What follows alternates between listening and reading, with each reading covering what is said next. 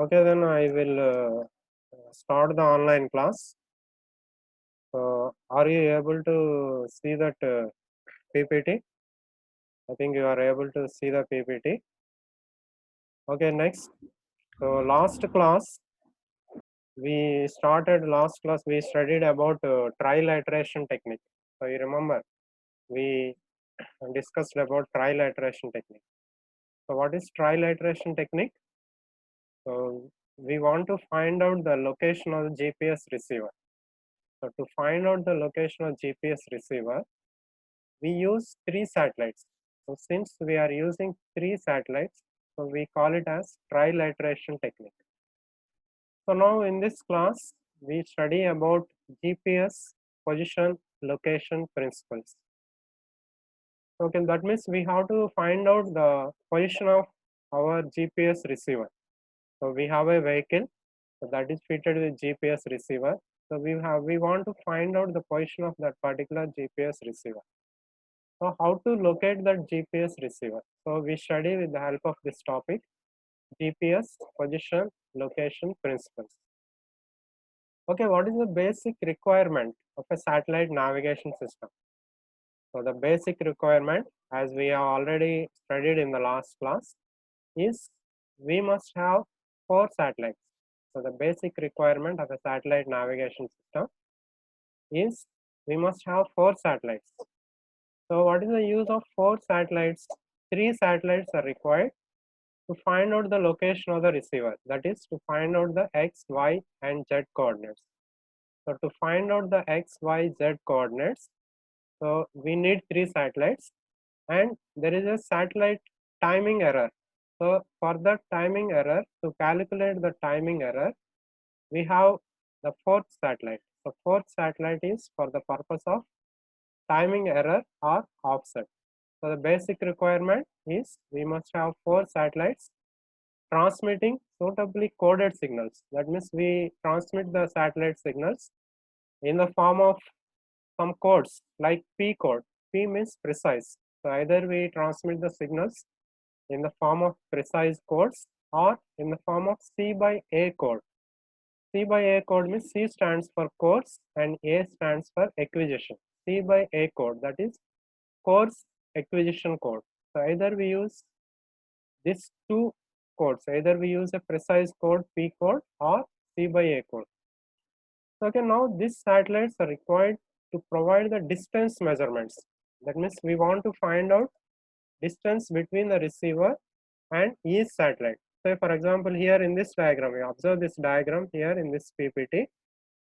So, X, this point X indicates the position of GPS receiver. So, the point X indicates the position of GPS receiver. So, we have 3 satellites here. S1 is the first satellite, S2 is the second satellite and S3 is the third satellite.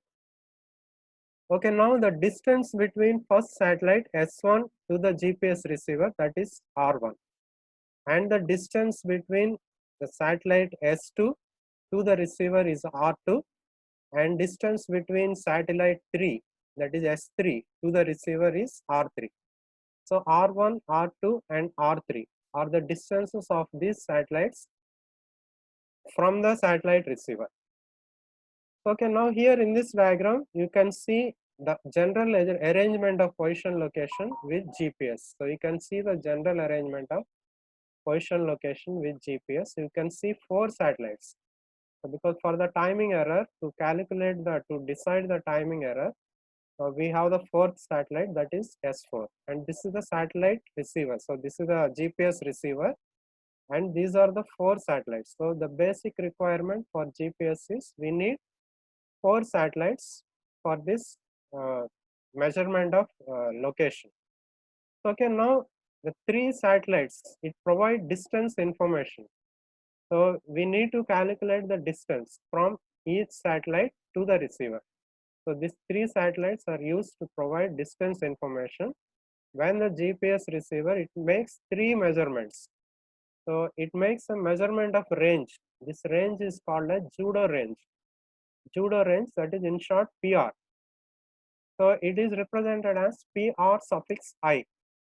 So I indicates number of the satellite. Say suppose if you are considering satellite 1, so we call this distance as PR1. Suppose if you consider satellite 2, this range is PR2. Suppose if you consider satellite 3, that is PR3. So this distance PR suffix I, that means if you consider first satellite, that is PR1. So this distance is considered as the radius of a sphere with GPS satellite at its center. Say for example, here you are considering. So this is satellite 1, that is S1. And this is the GPS receiver. X indicates the position of GPS receiver. Suppose if you draw a sphere with satellite S1 as the center. So this satellite S1 is taken as the center, and this we consider the distance between the satellite and receiver as distance R1. So you take R1 as the radius, S1 as the center. So take the satellite as the center, take this distance R1 as a radius, you draw a sphere or arc. So in this diagram we are showing only one arc. So this is one arc. So it is drawn taking this distance R1 as a radius and this satellite as the center. So similarly, here you consider satellite 2, S2. So now take this distance R2 from the satellite 2 to this GPS receiver X. So this distance is considered as R2. So take this distance R2 as radius, take S2 as center. So you draw another arc. So this is the second arc. So this is the second arc. Now consider the satellite S3. So you take the distance R3 between the satellite S3 and this receiver, GPS receiver X. So this distance is R3. So take this distance R3 as a radius and take S3 as a center, draw another arc. So this is the third arc. So three arcs, you draw three arcs. So intersection of these three arcs, it indicates the position of this GPS receiver. So you consider this radius, this distance as radius. So first we consider R1 as a radius. Next we consider R2 as a radius. Afterwards we consider R3 as a radius. So taking these distances as a radius and taking these satellites as the center of the spheres. So you draw an arc. So all these three arcs intersect at a particular point. So that particular point gives a location of GPS receiver. So in this method, we are using three satellites to find out the position of GPS receiver. So that's why we call this as a trilateration technique. So and here we are considering four satellites because in addition to these three satellites, we also need to calculate the timing error caused due to different clocks used in satellites and receivers. So in satellites, we use atomic clocks made up of either rubidium or cesium. So actually, each satellite carries four atomic clocks, two cesium clocks, and two rubidium clocks. Whereas GPS receiver, it contains a quartz clock, a crystal oscillator, which is a quartz clock. So because of the timing error between the atomic clocks and the quartz clock, so we need to calculate this timing error. So for that purpose, we are taking this fourth satellite, that is S4. And also these two clocks, that means the clocks at the receiver and the clocks at the satellite must be synchronized with each other. So that is the purpose of this fourth satellite. So the purpose of this fourth satellite is for the measurement of timing error and also for the synchronization of clocks present in the satellite and also in the receiver. So that is the purpose of this four satellite. Okay, now the three satellites, they provide the distance information when the GPS receiver makes three measurements of range PRI from the receiver to the three known points. So what are these three known points? So these three known points are the positions of satellites S1, S2 and S3. So the position of S1 and S2 and S3 are considered as the three known points, that is the positions of satellites. And the distance PRI, that is judo range. Judo range is the distance between each satellite to the GPS receiver. So PR suffix I. Suppose if you are considering the first satellite, I value is taken as 1, that is PR1. PR1 is the distance between first satellite and the GPS receiver. So that is called as pseudo range. So it can be thought of as a radius of a sphere with GPS satellite at its center. So at the center of the sphere, we have the GPS satellite. So taking the GPS satellite as center, and the radius of sphere R1 is the radius of the sphere. So we draw an arc. So similarly, we draw three arcs. So with radius 1 as one arc, radius 2 as second arc, and radius 3 as third arc. So we draw three arcs. So intersection of these three arcs are three spheres. So we have the satellite at the center of each sphere. So intersection of these three arcs will give the position of GPS receiver. So this intersection of these three planes defines a point. So intersection of these three planes defines a point. So that point defines the location of GPS receiver. Okay, we go to the next slide. So we are basically considering three satellites. So we measure their distances to the receiver. So and we define the receiver location which is close to the earth surface. So receiver is on the earth surface only. Suppose a car, we consider a car as a GPS receiver. So this car is fitted with a GPS receiver inside. So this GPS receiver is close to the earth surface. So, okay, next, by observing the previous diagram, you may get a point, we may get a doubt. Say, suppose we are drawing three arcs here. So we can have another arc, another three arcs here also. At the top of satellites, we may get another three arcs. So we may get, by the intersection of these three arcs also, we may get another point for the location of receiver. See, these three arcs are lying below the satellites. These three arcs are lying below the satellites. So similar to these three arcs, we can also draw three arcs on top of satellites. So here also there is a possibility of getting another point. But we don't consider this particular point which is on the top of satellites. Why we don't consider? Because GPS satellites, they are at a height of 20,000 kilometers from the surface of Earth. So GPS satellites use MEO orbit. MEO orbit. MEO means mediumly elliptical orbit. Medium elliptical orbit. So the height of medium elliptical orbit is 20,000 kilometers above the surface of Earth. So if you get a point above the satellites, that means it will be around some 30 to 40,000 kilometers above the surface of Earth. So there is no possibility of finding any receiver at that particular height. So there is no possibility of finding any GPS receiver at a height of 30 to 40,000 kilometers above the surface of Earth. So even if you have a aeroplane, if you consider our GPS receiver fitted in an aeroplane, even aeroplanes can't fly at a height of 40,000 kilometers above the surface of Earth. So why the aeroplanes can't fly at a height of 40,000 kilometers above the surface of Earth? Because at that particular height, oxygen will not be available to the passengers. The passengers cannot survive at that particular height. So we don't consider that particular point which is very much height above the satellites. That means at a height of around 40,000 kilometers above the surface of Earth. So that particular point is avoided. So we don't consider this particular point which is very much above the height of satellites at a height of 30 to 40,000 kilometers. So this point is avoided. Only we consider this particular point which is on the surface of Earth, which is very close to the surface of Earth. So we consider only that particular point. So okay, the receiver lies at the intersection of these three spheres with a satellite at the center of each sphere. So intersection of these three planes defines a point. So this point defines the location of GPS receiver.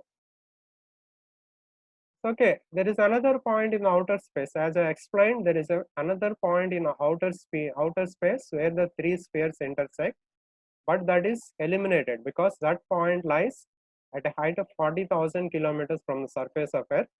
So we can't consider that point because we are not able to find any GPS receiver. Even if you consider an aeroplane also, passengers cannot survive at that particular height, so that particular point is eliminated in the calculation process.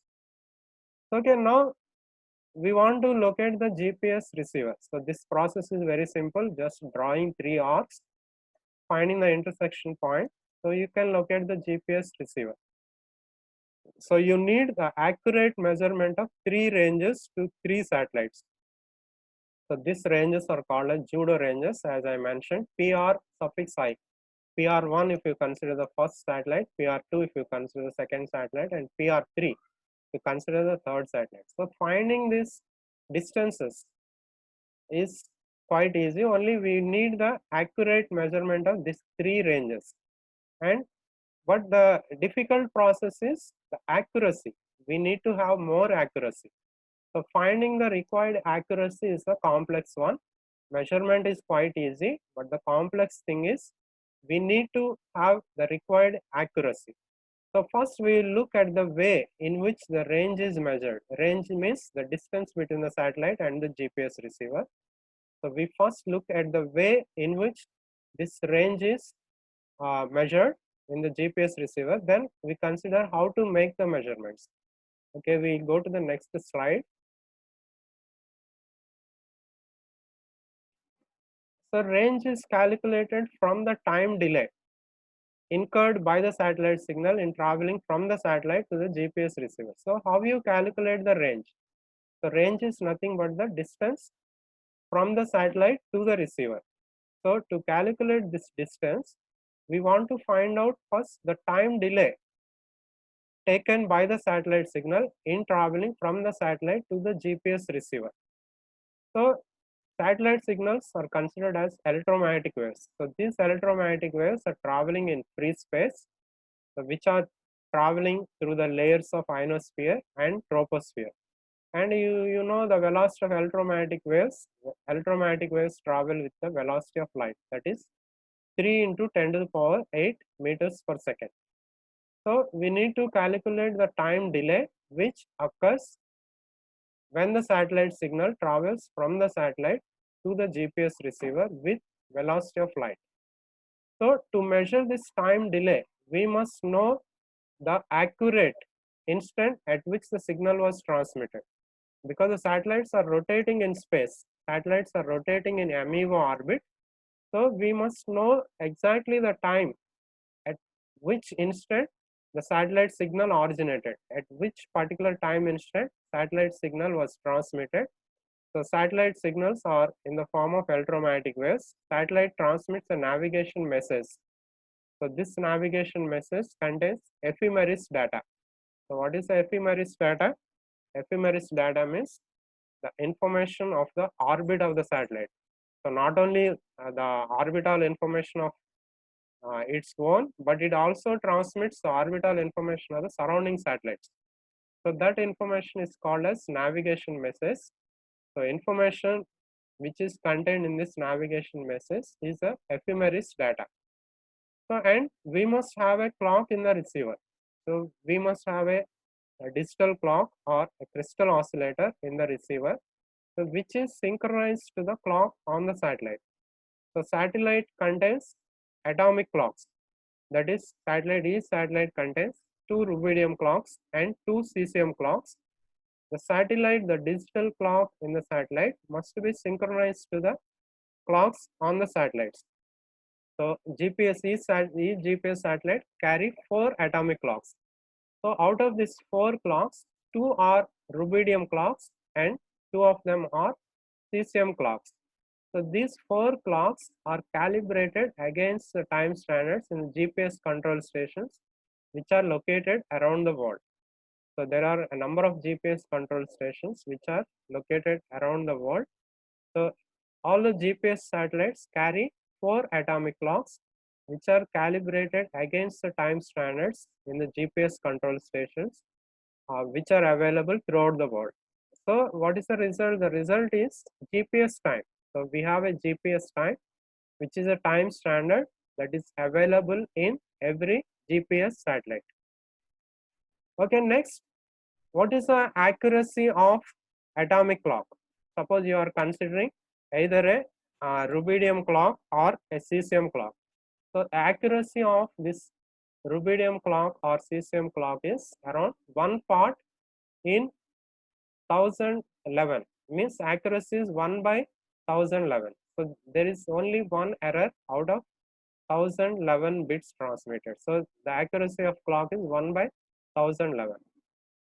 So, but we cannot fit an atomic clock in every GPS receiver because atomic clocks are very much expensive.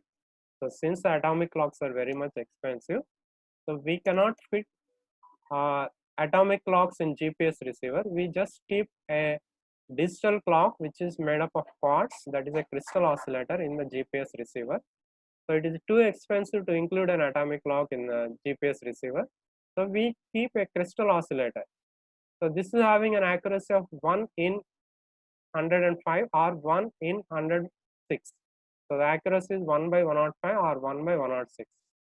So the receiver clock, it is allowed to have an offset, that means an error relative to the GPS satellite clocks, because receiver clock is a crystal oscillator, whereas GPS satellite clock is made up of rubidium and uh, it is made up of rubidium or cesium. Uh, so we have a time delay measurement. So this measurement will have an error caused by the clock offset. So suppose receiver clock has an offset of 10 milliseconds relative to the GPS time. Compared to the GPS time, the receiver clock has an error of 10 milliseconds. Then we have an error of 3000 kilometers for the distance measurement. So that is a large value. 3000 kilometers is a very huge value. So we have to reduce this value. Means we have to reduce this particular offset. Offset is in terms of milliseconds. So since offset is in milliseconds, we have a huge error in distance measurement. Suppose if you make it 10 microseconds instead of 10 milliseconds, you make the offset as 10 microseconds, then we have a error of 300 meters. So the error is considerably reduced. So if you are able to reduce the time error from 10 milliseconds to 10 microseconds, so distance error in distance reduces from 3000 kilometers to 3 meters. So 30 meters, say around 30 meters. So we still have to reduce the time error. So we still have to remove the time error from the receiver clock before we can make accurate position measurements. So here we make either we use C by A code receivers or P code receivers. C by A means course, C indicates course and A indicates acquisition. So the C by A code receivers can synchronize their internal clocks to the GPS time within an error of 170 nanoseconds. So if the timing error is reduced to 170 nanoseconds, then we have only a distance error of only 50 meters. So we can find out the location of GPS receiver with an error of around 50 meters only. So we can make repeated measurements by reducing the timing error from milliseconds to microseconds to nanoseconds. By taking repeated measurements and integration, we can improve the position of GPS location to below 50 meters. So we can find out the location of GPS receiver within an error of below 50 meters. So it is surprisingly easy to remove the clock error, and this removal is one of the strengths of GPS. So we can easily remove the clock error by reducing this timing error from milliseconds to microseconds to nanoseconds. We can remove the clock error, and this removal is one of the strengths of GPS. Okay, we go to the next slide. So all that we need is a timing measurement from the fourth satellite. So we need 3 time measurements to define the location of receiver in the 3 unknown coordinates. So how you find the location of an unknown point? So we must know its 3 coordinates, that is x, y, z coordinates. X stands for longitude, y stands for latitude, and z stands for the elevation. So if you are able to find out these 3 coordinates, then we can find out the location of any particular point on Earth. So we add a 4th measurement. So these 3 measurements are the distances of the satellites distance between the satellite and the receiver. So whereas the fourth measurement is a time measurement. So we can solve the basic position location equations for a fourth unknown. So we have three unknowns here, x, y and z coordinates indicate the three unknowns, and the fourth unknown, that is a receiver clock offset error tau. So this is the fourth unknown. So four unknowns in the calculation of the location of the receiver. So they are x, y, z and tau. So if you are able to find out these four unknowns, we are able to find out the location of GPS receiver. Okay, we go to the next slide. So the position location in GPS. So first we will define the coordinates of the GPS receiver and the GPS satellites. So for this purpose, we need a rectangular coordinate system. So we consider a rectangular coordinate system. The origin of this rectangular coordinate system is the center of the Earth. So since we take the origin of the rectangular coordinate system as the center of Earth, so we call it as ECEF coordinate system. That is Earth-centered, Earth-fixed coordinate system, ECEF coordinate system. So this is considered as a standard, that is WGS 84. So WGS 84, it is an internationally agreed standard of the Earth shape and parameters, so which is derived from the observatories which are present in many countries. So WGS indicates World Geodetic System. So WGS indicates World Geodetic System. It is taken as a reference for the GPS measurements around the world. So throughout the world, we consider WGS as a reference system for GPS measurements. So GPS receiver, it uses WGS 84 parameters to calculate the orbits of GPS satellites. So using this WGS 84 parameters, the GPS receiver can calculate the orbits of GPS satellites. Okay, we go to the next slide.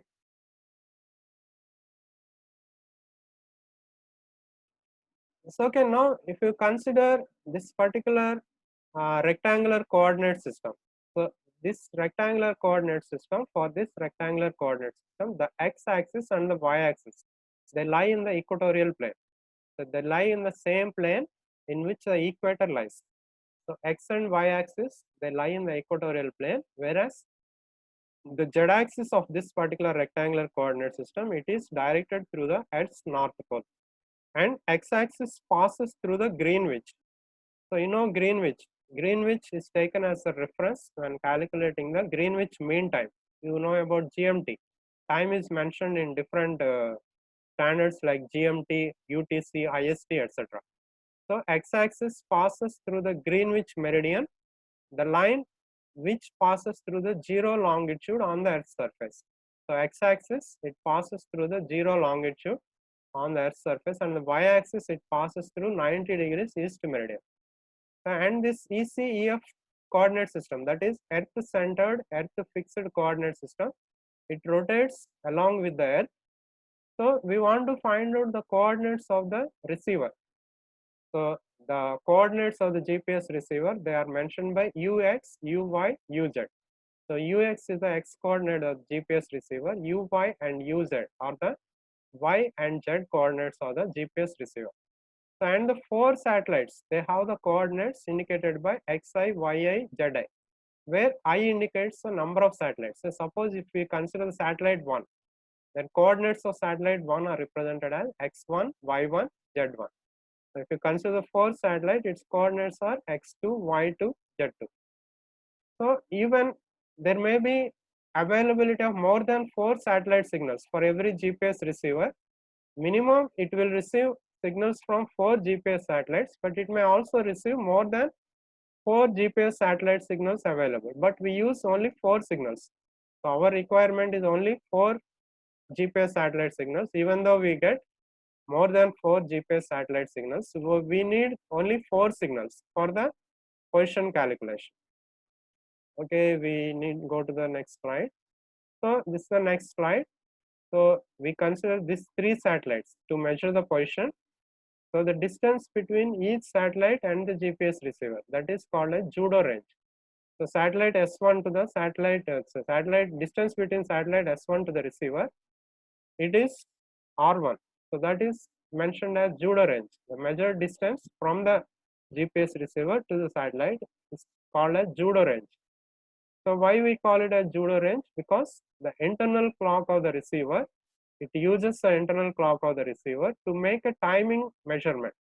But this timing measurement includes errors because the GPS receiver contains a different clock compared to the satellite clock. So because of this, we have a receiver clock offset. So to find out the location of GPS receiver, so this is a geometry of GPS measurement we consider. So we consider three satellites, that is S1, S2, S3. So we consider the satellite S1 as center. Distance between the satellite S1 and the receiver X as a radius. So we draw one arc. So similarly, we draw three arcs. So intersection of these three arcs, so it defines the location of this particular GPS receiver. So judo range, so that is denoted as PR. So how we measure this judo range? So judo range is nothing but the distance between the satellite and the GPS receiver. So now, okay, satellites transmit the signals in the form of electromagnetic waves. So these electromagnetic waves travel with a velocity that is denoted by the velocity of light c. So how to calculate the distance? So we calculate the distance as a product of time and velocity.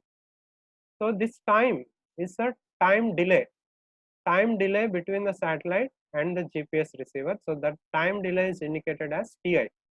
Ti is the time delay between the satellite and the GPS receiver.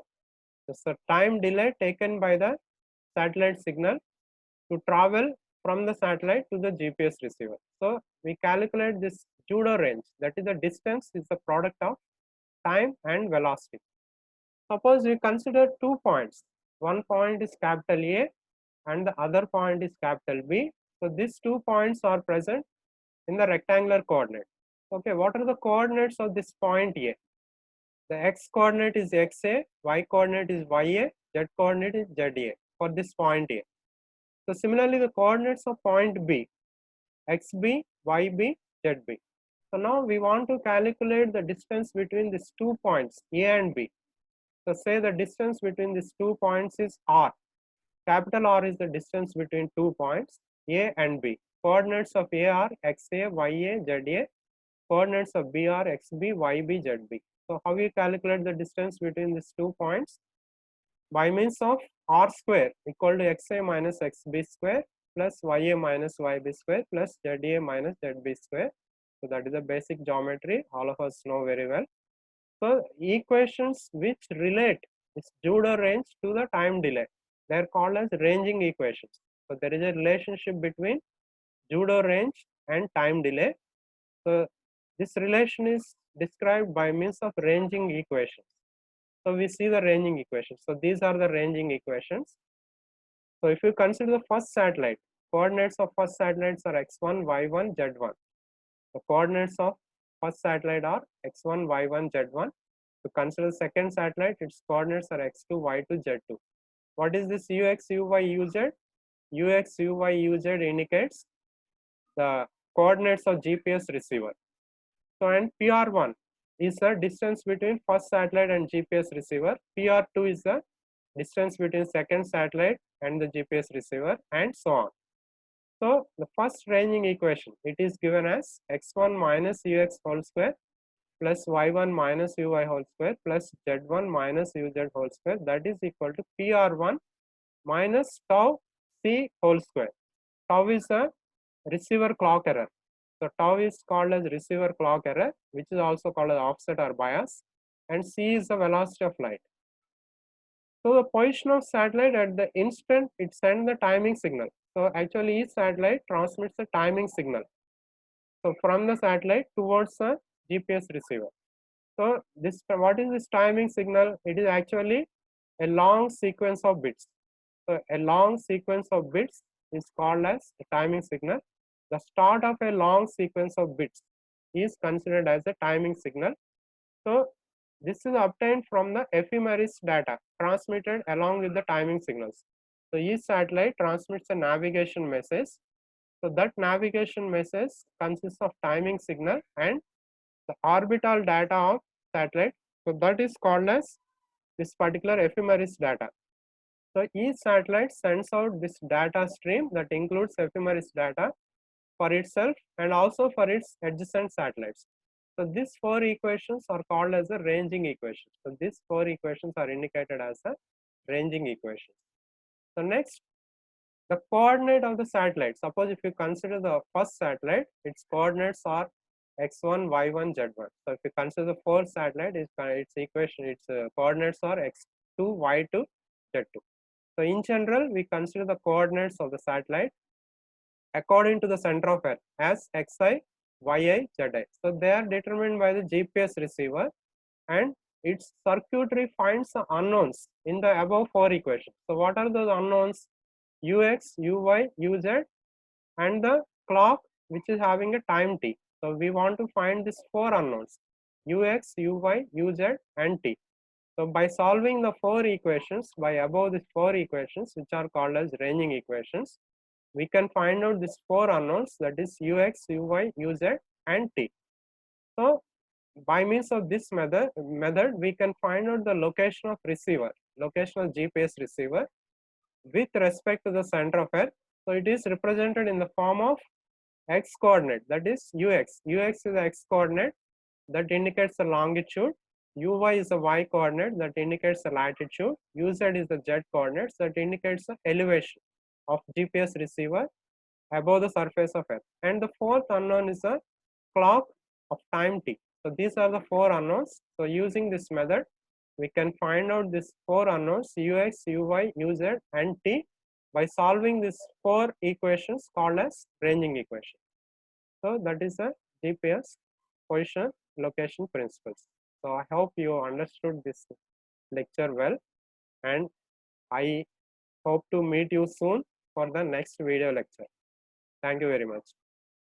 So if you have any doubts, I'm glad to satisfy those doubts, clarify those doubts.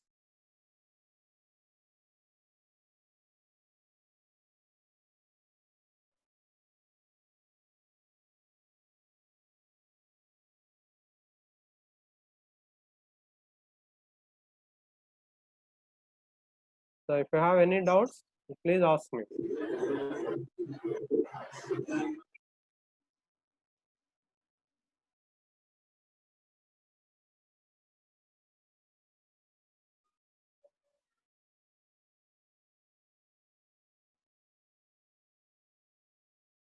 Okay, thank you very much for present at this particular online lecture. Thank you very much. I hope to meet you soon in the next lecture. Okay, thank you, sir. Thank you. Thank you, sir. Thank you very much. Thank